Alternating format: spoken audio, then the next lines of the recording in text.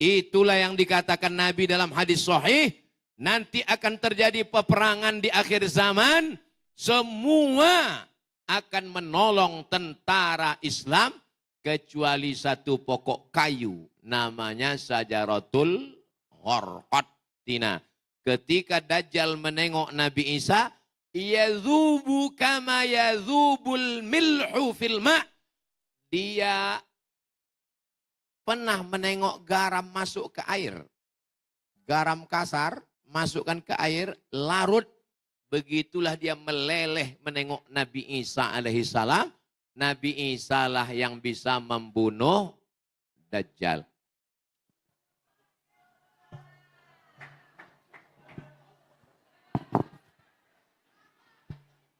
Bismillahirrahmanirrahim. Assalamualaikum warahmatullahi wabarakatuh.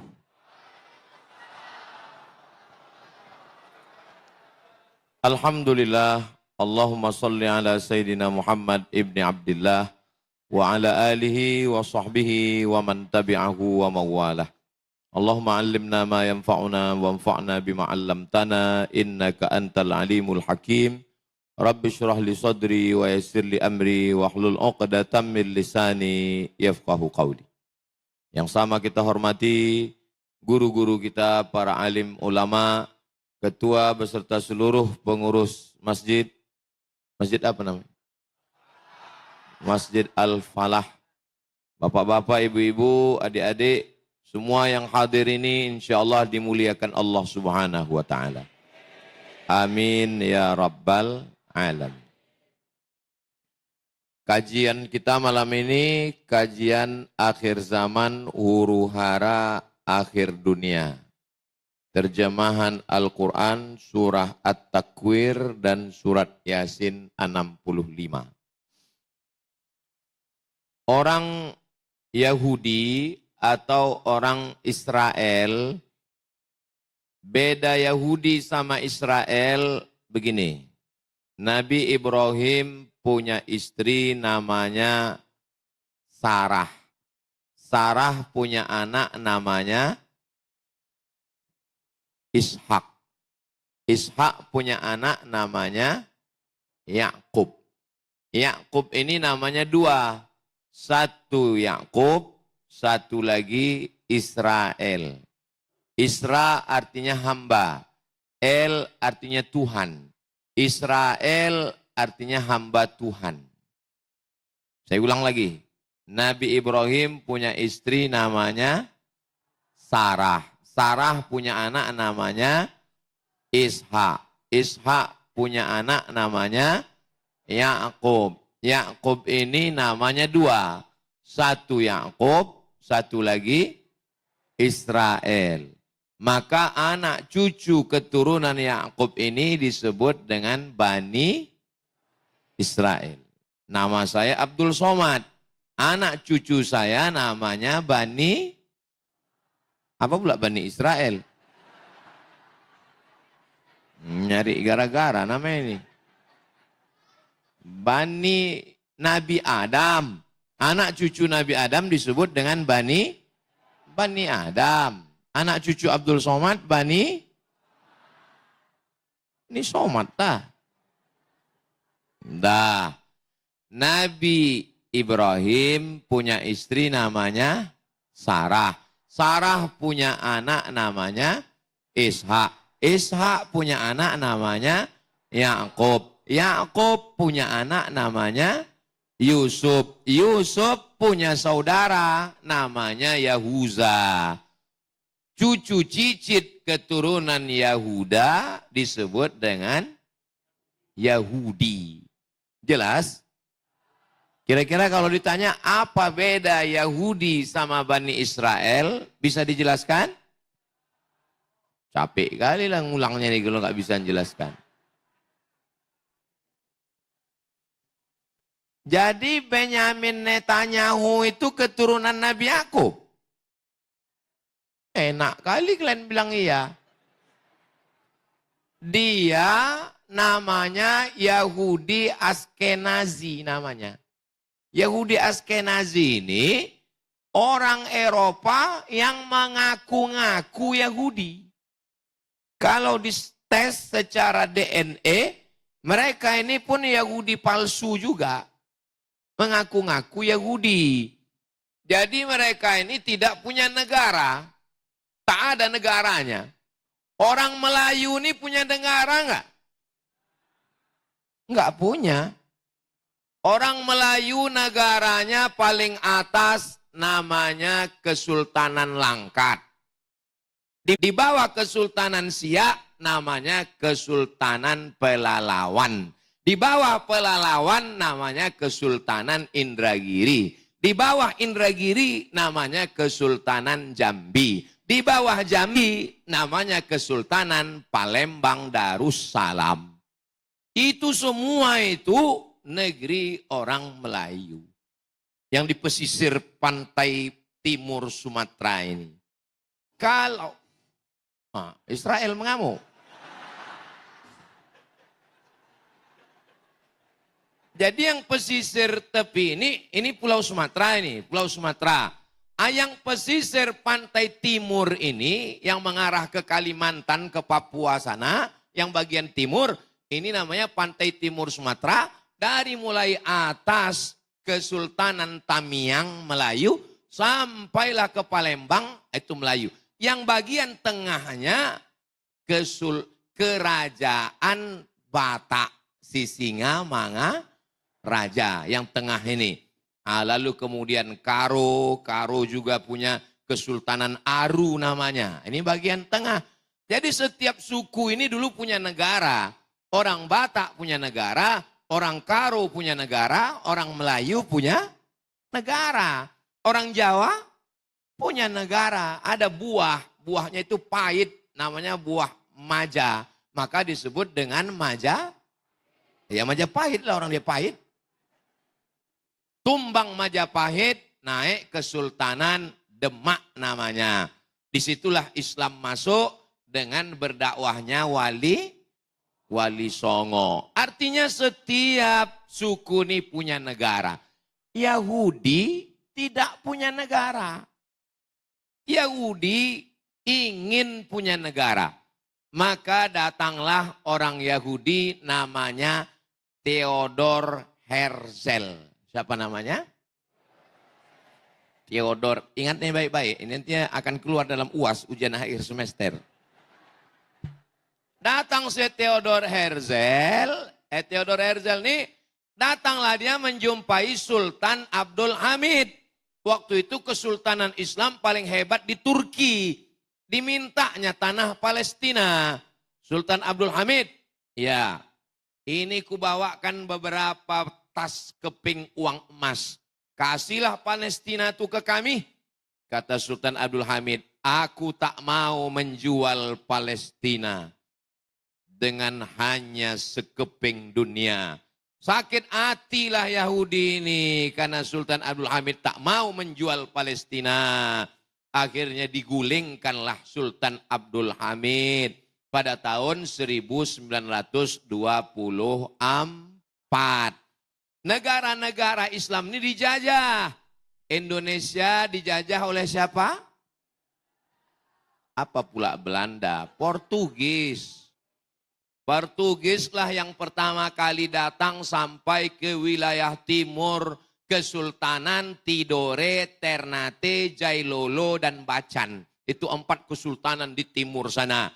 Karena di sana banyak pohon yang tak tumbuh di tempat lain. Pohon cengkeh namanya.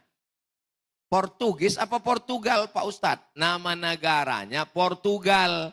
Nama orangnya Portugis. Portugal itu nama negara, bukan persatuan orang tua gatal. Nah, lalu kemudian datang Inggris. Akhirnya mereka berbagi-bagi. Inggris menjajah Malaysia. Belanda menjajah Indonesia. Spanyol menjajah sebagian Maroko. Itali menjajah Libya. Perancis menjajah Aljazair, Tunisia, Maroko, Mauritania. umat Islam terjajah. Apakah kita sudah merdeka? Belum. Presiden Soekarno sudah membacakan proklamasi 17 Agustus 1945. Sampainya hati kalian bilang kita belum merdeka. Berdarah-darah mereka memerdekakan negeri ini. Meninggal si Singamangaraja 12 ditembak oleh Belanda, bagaimana itu? Enak pula kalian bilang Indonesia ini belum merdeka. Orang Aceh dipancung sama Belanda, sama Tengku Umar. Dibuang seorang perempuan bernama Cut Nyak Din ke Sumedang. Jahatnya. Pahlawan dari Sulawesi namanya Syekh Yusuf Al-Makassari. Kuburnya di Afrika Selatan. Datang Nelson Mandela, diberikan penghargaan sebagai pahlawan di Afrika Selatan. Begitulah sadisnya mereka. Akhirnya negara ini merdeka karena teriakan Allahu Akbar. Berarti udah 15 menit aku ceramah. Datanglah Israel, Palestina waktu itu dijajah oleh Inggris. Inggrislah yang mengasih tanah Palestina ini ke Israel. Israel, ya, mau klaim tanah Palestina ini kata Inggris. Mau, ambillah. Diambillah Palestina itu oleh Yahudi dari tangan Inggris. Kenapa kita sekarang bahasa Inggris? Karena Inggrislah paling luas wilayah jajahannya di dunia, maka bahasa dialah yang dipakai. Tapi jangan gara-gara ceramah malam ini kalian nggak mau belajar bahasa Inggris. Tetap belajar bahasa Inggris. Karena kalau kita nggak ngerti belajar bahasa Inggris, dibodoh-bodohi orang itu kita. Yang kuliah di Fakultas Sastra Inggris di Universitas Sumatera Utara di USU, lanjutkan. Ceramah-ceramahku ini tolong buatkan teksnya pakai bahasa Inggris. Siap? Kalau nggak bisa pakai AI. Supaya yang jangan nonton ceramah ini cuma hanya orang Medan aja.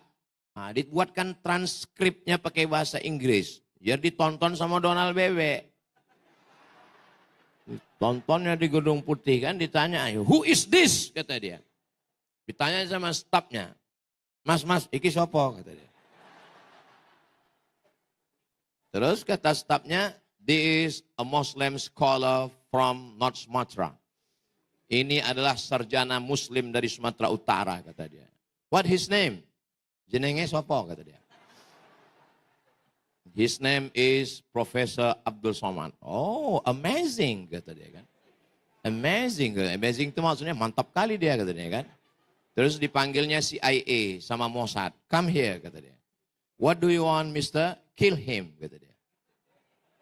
Kill him, maksudnya pateni aja, kata dia. Bapak Ibu yang dimuliakan Allah Subhanahu wa Ta'ala. Tahun 1946,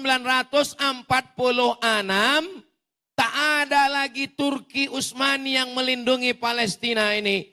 Akhirnya Inggris menyerahkan bulat-bulat Palestina itu kepada Israel.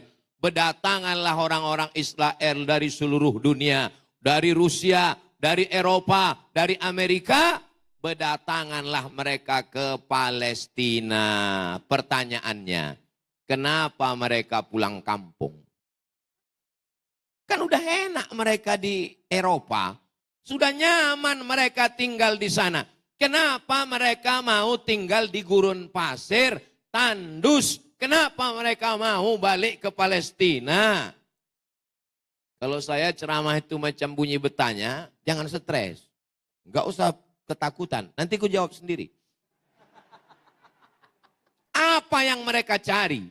Mereka sudah hidup di Eropa. Mereka sudah hidup di Amerika. Mereka sudah hidup di Arab.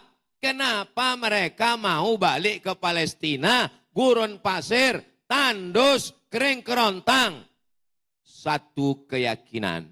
Mereka meyakini bahwa akan turun dari langit namanya Mesyah. Bahasa mereka, bahasa Ibrani. Siapa namanya? Mesyah. Mesyah artinya tukang usap. Diusapnya begini. Diusapnya orang kena penyakit kusta, sehat. Diusapnya orang yang buta, menengok. Diusapnya orang yang lumpuh, berdiri. Diusapnya orang yang mati, tegak. Maka disebut dia dengan Mesyah. Mesyah artinya orang yang mengusap. Mengusap. Kalau bahasa Melayunya menyapu. Makanya dulu kalau orang belajar wudhu kan, muka disiram, tangan disiram, kepala disapu. Dulu orang Melayu belajar gitu, kepala disapu. Dia ngajar di Jawa, disapu orang tuh. Disapu tuh maksudnya diusap. Kalau kita berwudhu, kepala itu tidak disiram. Kepala itu diusap, tangan dibasahi, diusap, dan telinga diusap. Nah, dia mengusap. Diusapnya orang kena kusta, sehat. Diusapnya mata orang buta, nengok. Diusapnya orang lumpuh, berdiri. Diusapnya orang mati, hidup. Maka disebut dia dengan Mesyah namanya. Bahasa Arabnya Al-Masih. Al-Masih. Jadi kalau begitu Pak Ustadz, kita sama-sama menunggu Al-Masih. Kita juga sedang menunggu Al-Masih. Yahudi juga sedang menunggu Mesyah. Yang asli namanya Al-Masih Isa ibnu Maryam. Yang KW namanya Al-Masih Dajjal. Makanya sebelum salam kita minta 5. Allahumma inni a'udzubika min adzabi jahannam wa min adzabil qabri wa min fitnatil mahya wal mamat wa min syarri fitnatil masihid. Aku enggak pernah baca itu Pak Ustadz. Iyalah, tasyahud kau sampai fil alamina innaka hamidum majid. Coba teruskan. Allahumma firli ma qaddamtu wa ma akhartu wa ma asrartu wa ma a'lantu wa ma asraftu wa ma anta a'lamu bi minni antal muqaddimu wa antal muakhiru. La ilaha illa anta subhanaka inni kuntu minaz zalimin. Tambah 5. Allahumma inni a'udzubika min adzabi jahannam wa min adzabil qabri wa min fitnatil mahya wal mamat wa min syarri fitnatil masihid dajjal. Sama, mirip dia macam Al-Masih Isa. Tapi yang ditunggunya adalah Al-Masih Dajjal. Menurut keyakinan mereka, Al-Masih Dajjal ini akan turun. Syaratnya apa? Syaratnya Yahudi dari Amerika, Yahudi dari Eropa, Yahudi dari Maroko, Yahudi dari Rusia, semuanya mesti kembali ke Palestina. Nah, pertanyaannya, sudah kembalikah Yahudi ke Palestina? Kita tanya sama Google. Berapakah orang Yahudi sekarang di Palestina?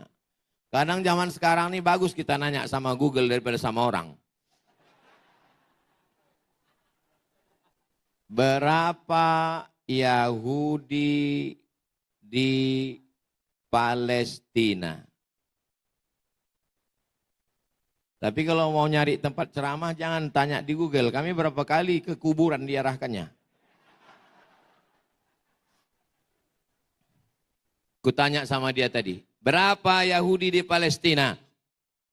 7,2 juta orang Yahudi sudah balik ke Palestina.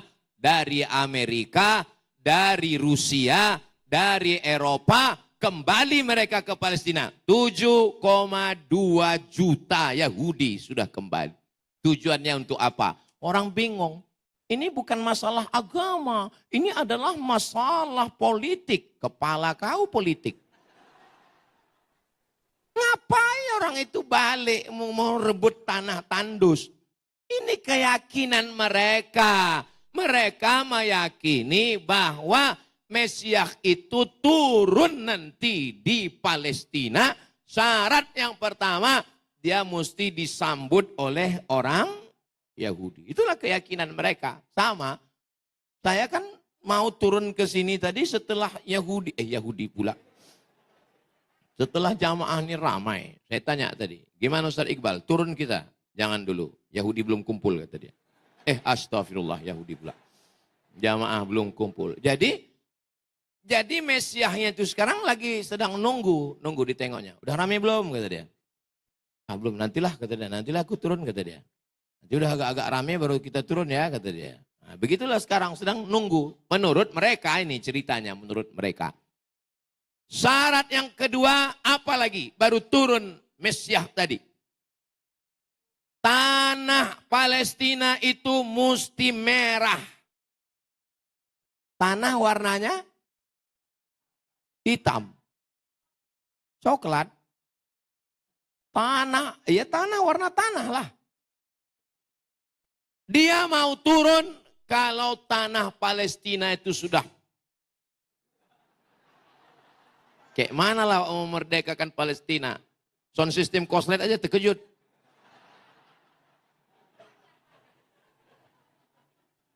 Dia baru mau turun kalau tanah Palestina itu merah.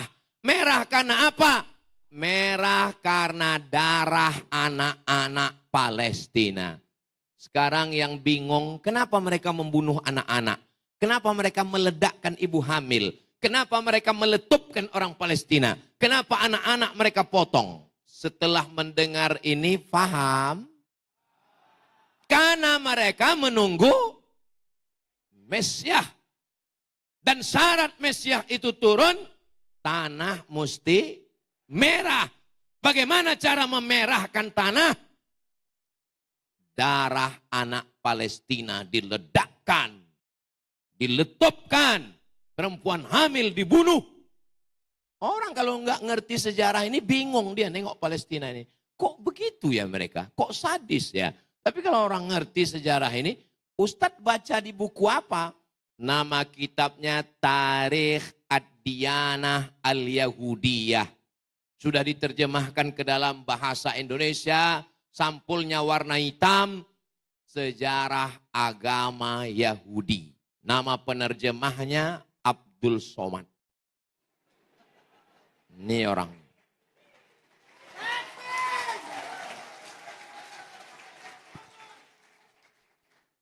Aku cari dulu sampulnya ya. Sejarah agama Yahudi. Tulis di situ sejarah agama Yahudi UAS buat. Oh, ujung-ujungnya jual buku juga. Ini dia, nampak sampulnya? Sejarah agama Yahudi. Buku ini saya terjemahkan tahun 2007. 20 tahun yang lalu buku ini sudah saya terjemahkan.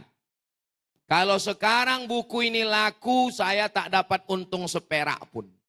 Karena sudah saya terjemahkan, saya serahkan ke penerbit, habis itu dicetak orang itu. Saya sudah jual habis. Mestinya dulu saya cetak sendiri. Kenapa Ustadz jual habis? Aku nggak tahu bakal viral. Kusangka dulu aku hanya Ustadz biasa aja. Siapa yang tahu kita akan jadi profesor doktor sehebat ini kan? Mana kita tahu. Ku terjemahkan, habis ku terjemahkan, ku kasih penerbit, dicetak orang itu. Sekarang pas acara bedah, makin menjadi-jadi Israel nih, ku tengok. Udah kalian selesaikan dulu masalah sama Yahudi nih.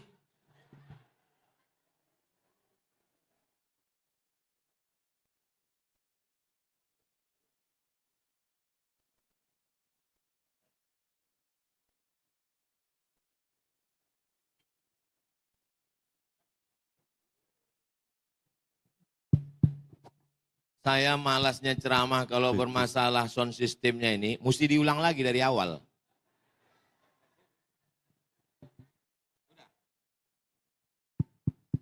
Inilah hebatnya ceramah di Masjid Al-Falah ini. Asal habis 20 menit ganti mic baru. Hebat, saya udah banyak lah saya ceramah. Biasanya sampai Bebusa nggak berganti-ganti. Di sini 20 menit ganti. Hebatnya masjid ini. Padahal kalau ditengok bangunannya macam-macam lapuknya. Tapi mikrofonnya luar biasa. AC-nya tengoklah, kanan kiri AC. Tapi panasnya minta ampun.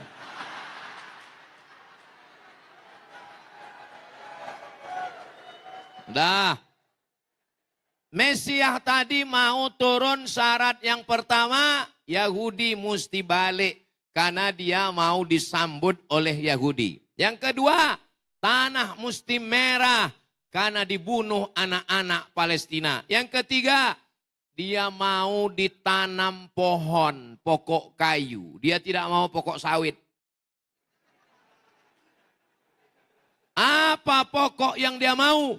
Nama pokoknya Sajaratul Gharqad namanya. Pohon gharqad. Macam mana pokok gharqad itu Pak Ustadz? Tulis di Google.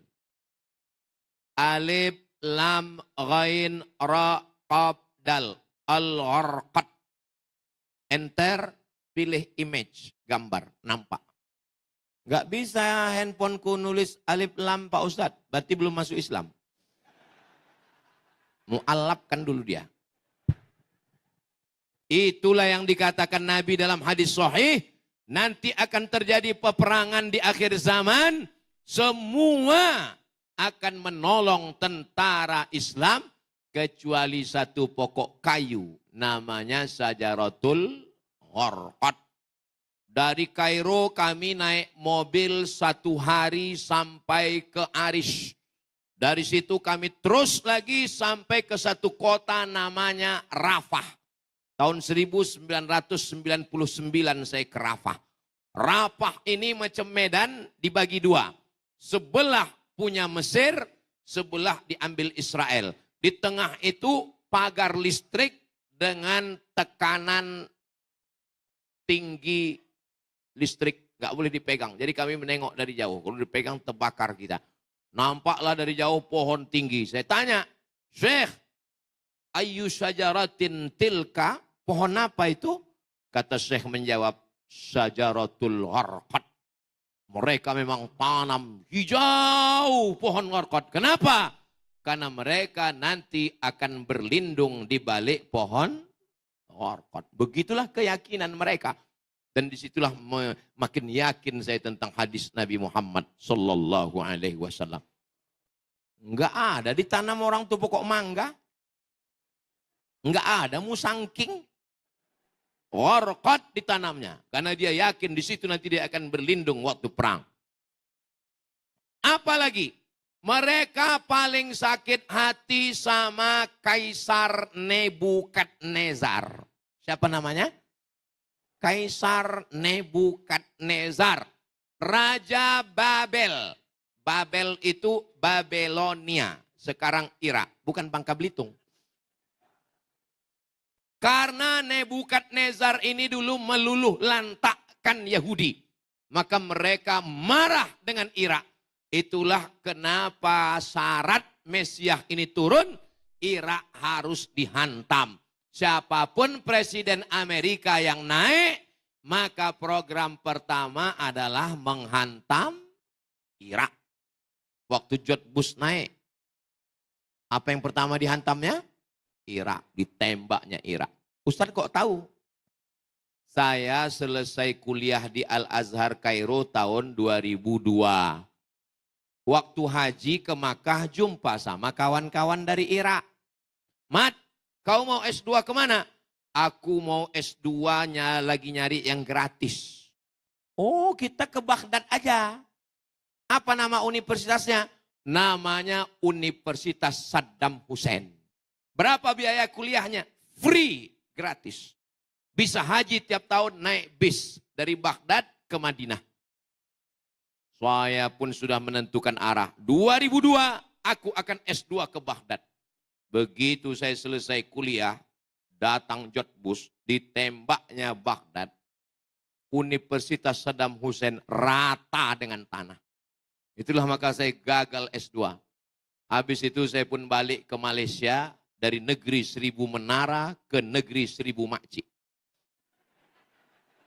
Malaysia. Masuk saya ke UKM, University Kebangsaan Malaysia. Di sana saya 2 semester, habis itu saya tetap mencari beasiswa, akhirnya saya dapat beasiswa di Maroko. Begitu ceritanya, maka saya ingat betul Baghdad ini dipukul habis. Setiap presiden Amerika naik, yang dibantainya Baghdad. Kenapa Baghdad?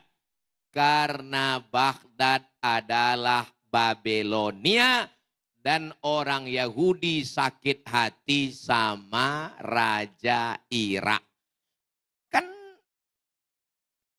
Kan bodoh kali lah Yahudi ini. Misalnya, nenek moyang kita dulu ditembak Belanda. Terus datanglah turis Belanda kemari. Apa kita tembak Belanda itu? Enggak kan? Kenapa? Karena yang menjajah kita dulu kan nenek moyang dia dulu. Everdome kata dia. Nenek moyang dia dulu. Mana pula cucunya? Tapi memang orang Yahudi ini dendam kesumat. Yang menghantam Yahudi Nebukadnezar 3000 tahun yang lalu. Nah, Irak sekarang dibantainya. Memang Yahudi ini gila, memang agak lain memang otaknya. Ada buku saya beli kecil di rumah, sampulnya gambar Fir'aun, gambar mumi Fir'aun. Jadi waktu zaman Presiden Mesir namanya setelah Gamal Abdul Nasir, Anwar Sadat. Memang susah ceramah dekat orang pikun memang. Setelah Gamal Abdul Nasir nama presidennya Anwar Sadat. Jenazah mumi badan Fir'aun itu letaknya di samping Sungai Nil. Ini Sungai Nil, di samping itu ada namanya Tahrir Square. Nanti masuk ke Tahrir Square menengok Fir'aun. Tanya aja sama polisi, ihdinas siratal Fir'aun. Tunjukkan saya mana jalan Fir'aun. Saya pun naiklah ke atas mau jumpa Fir'aun. Saya tanya security, huwa fen? Fir'aun di mana? Saya bilang, di atas katanya. Hebat dia, di atas juga. Walaupun dah mati dia di atas. Pas saya mau masuk ke kamar Fir'aun, bergetar jantung saya. Kenapa? Tiketnya mahal. Tertulis di situ. $100. Padahal di bawah udah bayar. Bayar lagi. Masuk ke dalam. Saya bawa kamera mau foto. No picture. Mamnu'ut taswir. Enggak boleh pula dipoto. Makanya kalau ada orang bilang jangan foto saya. Berarti Fir'aun. Dia di dalam kaca. Di dalam kaca macam akuarium begini aja. Karena udah bayar mahal, rugi nggak kita tengok kan? Saya tengoklah dekat-dekat. Saya tengok rambutnya ini macam rambut jagung merah. Hidung ini mancung melengkung begini. Nggak berbaju, pakai anduk aja. Makanya kalau ada orang suka pakai anduk aja. Pakai anduk. Begini. Matanya mulut. Saya tengok jari-jari ini panjang, kurus-kurus. Kuku panjang, saya tengok. Lama seperti. Pas saya tengok matanya, takut pula dia berkedip. Jadi pada zaman Presiden Anwar Sadat, waktu itu Panglima Perang Israel ini namanya Musa Dayan. Coba cari gambar Musa Dayan, Jenderal Angkatan Darat Panglima Perang Israel yang matanya buta sebelah. Musa Dayan. Kata Musa Dayan, Presiden Anwar Sadat, ya ini mumi Fir'aun ini kena virus. Nanti busuk dagingnya. Terus tolong kita bawa ke Prancis supaya diobati. Akhirnya Presiden Prancis namanya De Gaulle. Siapa namanya? De Gaulle. Menelpon Anwar Sadat. Anwar Sadat, biado kata dia. Sehat kata Anwar Sadat. Bisa kita bawa itu jenazahnya ke Prancis? Ya. Dibawalah mumi ini ke Prancis dengan alasan mau diobati karena bervirus. Begitu sampai di Paris, Perancis, Musa Dayan sudah menunggu jenazah mumi Fir'aun tadi. Begitu dapat, ditumbuknya Fir'aun tadi. Kaulah yang udah menyiksa nenek moyang kami, ditumbuknya. Saya waktu membaca buku itu, memang gila lah orang Yahudi. 3.000 tahun yang lalu nenek moyangnya, itu pun ditinjunya juga. Memang sungsang otak orang Yahudi. Ada bukunya di rumah, saya simpan. Saya mau menceritakan tentang lain otak Yahudi ini. Entah apa isi kepalanya. Memang pintar dia memang. Tapi itulah. Lalu kemudian mereka tetap sakit hati dengan Nebukadnezar. Maka dia menghantam Irak. Irak mesti dihantam. Kenapa? Membalaskan sakit hati karena terusirnya orang Yahudi. Pindah ramai-ramai. Sudah. Merahkan tanah Palestina. Sudah. Tanam pohon orkod. Sudah. Bantai Irak. Sudah. Apalagi? Hancurkan Masjidil Aqsa. Itu maka di bawah Masjidil Aqsa itu digali mereka terowongan. Karena mereka mau Masjidil Aqsa ini nanti jatuh ke bawah. Setelah Masjidil Aqsa ini jatuh ke bawah, mereka akan membangun di atasnya namanya Temple of King Solomon. Tempel itu artinya kuil, bukan tempel ban. Temple tulisannya. Temple of King Solomon. Macam mana bentuknya Pak Ustadz? Sebentar, ku tanya sama Yahudi dulu. Google ini kan punya orang Yahudi. Tulisannya temple. Jangan kalian tulis tempe, keluar tahu. Temple of King Solomon. Ah, itu dia, tengok. Ah, itu dia. Inilah yang akan mereka bangun nanti di atas Palestina. Temple of King Solomon. Ini yang akan mereka bangun. Gambar replikanya udah mereka buatkan. Nanti setelah runtuh Masjidil Aqsa, dibangun di atasnya Temple of King Solomon, barulah turun Mesias tadi. Paham? Jelas?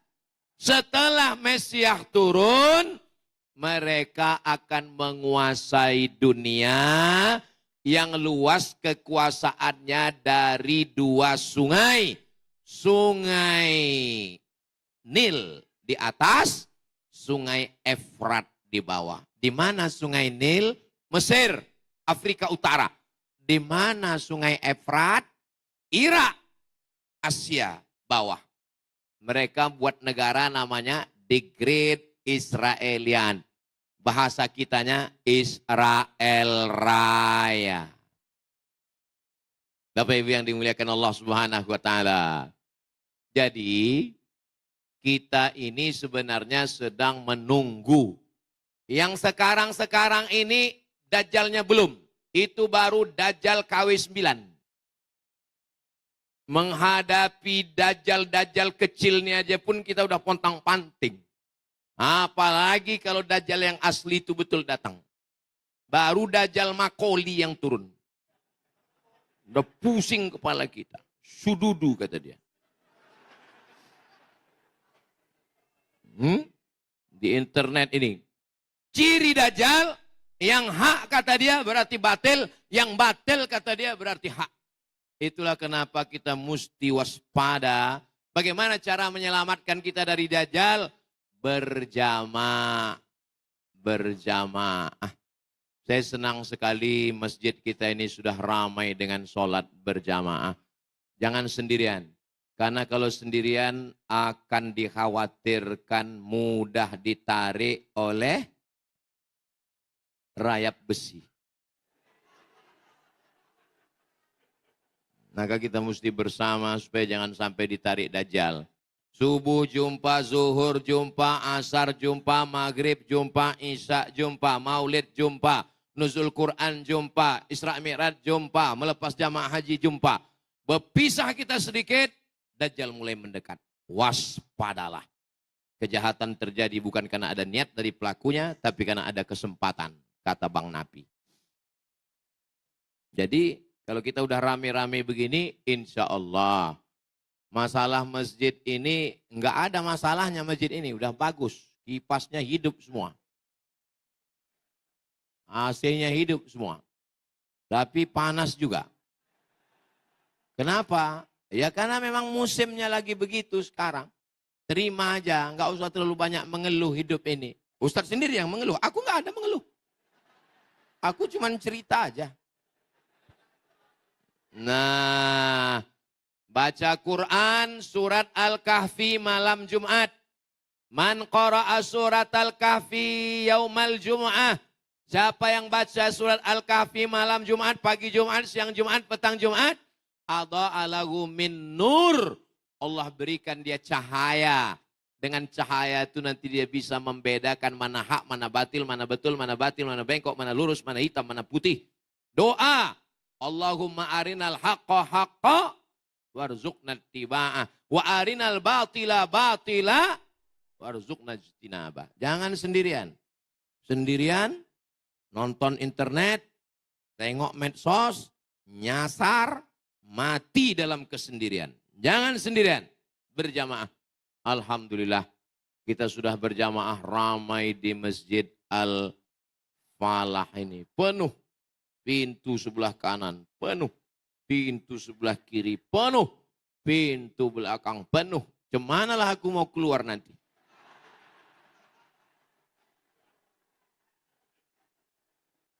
Hah? Jadi nanti Pak Ustadz akan turun, Al-Masih Dajjal ini turun. Berapa lama dia turun? Dia akan turun selama arba'ina yauman, 40 hari. Turun dia 40 hari membuat kekacauan, kerusakan di atas muka bumi.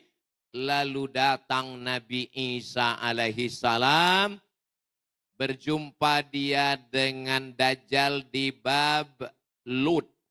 Nama tempatnya Bab Pintu Lut di Palestina. Ketika Dajjal menengok Nabi Isa, yazubu kama yazubul milhu fil ma'. Dia pernah menengok garam masuk ke air. Garam kasar masukkan ke air, larut. Begitulah dia meleleh menengok Nabi Isa alaihi salam. Nabi Isa lah yang bisa membunuh Dajjal. Cuman yang jadi masalah nanti, kita ini ikut Nabi Isa atau ikut Dajjal? Ikut dua-dua. Pasang dua kaki namanya itu. Mudah-mudahan Allah menyelamatkan kita insya Allah. Saya meminta kepada Allah, ya Allah, kalau bisa waktu Dajjal turun, Al-Masih turun, kalau bisa aku udah mati. Karena tak sanggup aku sampai aku salah pilih karena dia mirip. Dia menunjuk orang mati. Ya sama imtiri, ai langit turun hujan, turun hujan. Ya ardi umbuti, ai tanah tumbuh tanaman, tumbuh tanaman. Ya mayit, qom wa ai mayit berdiri, tegak. Orang lumpuh diusapnya sehat. Orang kusta diusapnya sehat. Orang buta diusapnya sehat. Orang menyangka dia Al-Masih, padahal dia adalah Al-Masih Dajjal. Turun Nabi Isa alaihissalam, berjumpa dengan Dajjal di Bab Lut, meleleh Dajjal itu macam garam meleleh kena air. Nabi Isa lah yang berhasil membunuh Dajjal. Nabi Isa hidup selama 40. Oh, kalau begitu dia 40 tahun. Dua pendapat. Pendapat yang pertama mengatakan 40 tahun. Pendapat yang kedua mengatakan 7 tahun. Kenapa pendapat kedua mengatakan 7 tahun? Karena umur Nabi Isa waktu diangkat 33. Kalau meninggal umur 40 berarti 33 tambah 7. Kurang 7 tahun. Yang mengatakan 40 dia pahami tekstual 40 tahun. Masalah Nabi Isa hidup 40 tahun lagi atau 7 tahun lagi nggak usah kita urus. Yang perlu kita urus berapa menit lagi ceramah ini. Tadi saya mulai jam 9 kurang 15. Sekarang sudah jam 9.30. Berarti 15 menit lagi saya ceramah. Lalu kemudian setelah 40 tahun, bisa 7 tahun menggenapkan 40. Apa yang dilakukan Nabi Isa? Yukasiru solib. Menghancurkan berhala salib. Wa yaqtulul khanazir. Membunuh babi-babi. Wa yada'ul jizyah. Menghapuskan pajak. Nah, jadi Bapak Ibu yang mengeluh sekarang pajak STNK, BPKB, pajak tanah. Sabarlah, nanti Nabi Isa turun hilang pajak ini. Wa yada'ul jizyah. Lalu kemudian setelah itu dunia sudah adil, damai, adem, ayam. Nabi Isa tidak membawa syariat baru. Dia tidak membawa agama baru. Dia mengikuti syariat Nabi Muhammad sallallahu alaihi wasallam. Selesai tugas misinya, Nabi Isa meninggal dunia di kota Al-Madinah Al-Munawwarah, dikuburkan. Setelah itu barulah orang-orang beriman yang baik-baik meninggal. Tinggallah yang jahat, hantu setan, nyiblorong, sundil bolong, mak lampir, suster ngesot, Dracula, gondoruo, babi ngepet. Itulah yang nanti merasakan huru hara hari kiamat. Itulah makna doa kita. Allahumma inni a'udzubika min adzabi jahannam, wa min adzabil qabri, wa min fitnatil mahya. Selamatkan aku dari azab hidup wal mamat. Mamat itu artinya mati. Maka jangan panggil anak mamat. Mamat, matilah dia. Ini kau mamat.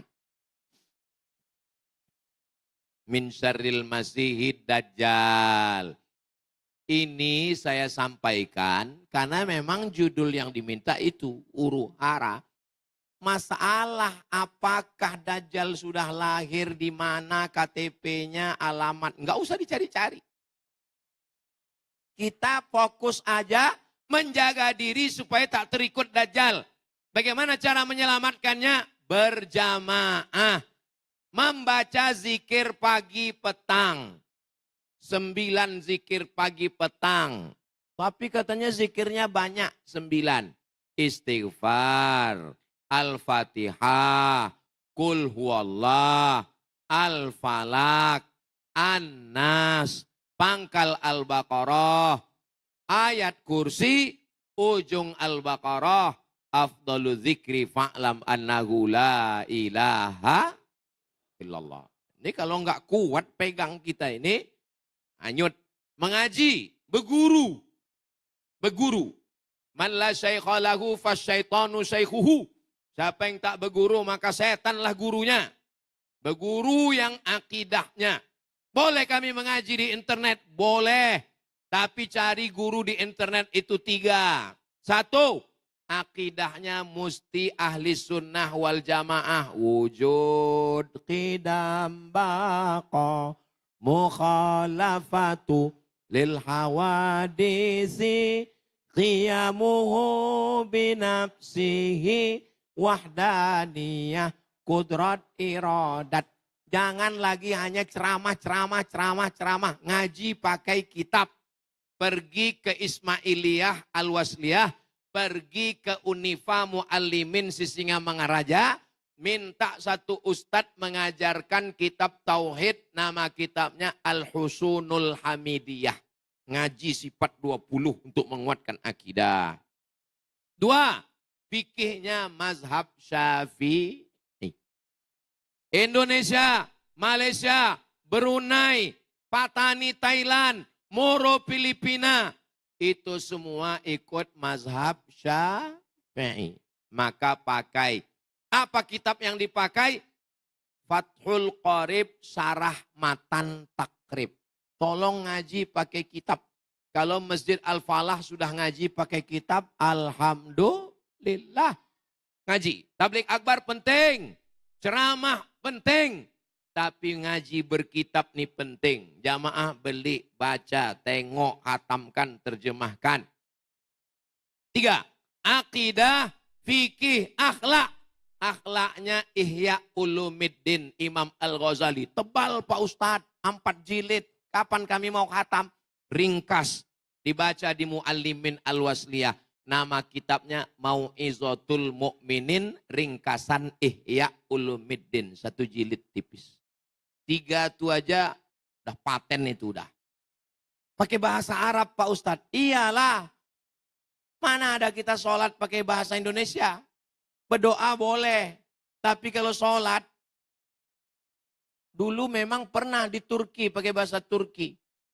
Waktu zaman Mustafa Kemal Atatürk. Siapa yang pakai bahasa Arab?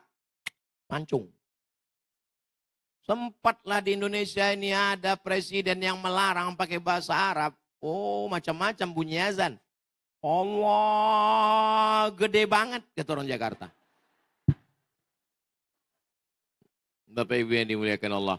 Mudah-mudahan Allah tetap menjaga Republik Indonesia ini, insyaAllah. Baldatun thayyibatun wa rabbun ghafur. Jadi tak usah kita cari-cari Dajjal ini mana. Ini banyak orang sekarang mencari-cari Dajjal, dibacanya hadis, cocok-cocokkannya. Dajjal itu matanya buta sebelah. Asal ditengoknya kawan buta sebelah, ada Dajjal nih. Nggak usah begitu. Nggak usah kita cari-cari dia. Yang penting kita jaga diri kita, ngaji yang benar, ibadah yang benar, berjamaah, bersihkan niat, puasa sunat, berzikir, bersolawat, bersodakoh, ikuti sunnah-sunnah Rasulullah SAW, berdakwah, selamatkan tetangga, jiran, kawan, sahabat. Medan ini tempat orang yang sudah teruji keimanannya.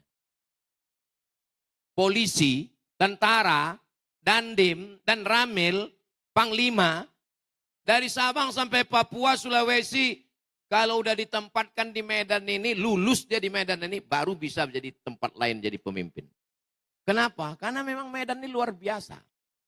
Di sini multi etnis, multi suku, multi agama. Di sini ada orang Tionghoa. Apa nama kampungnya?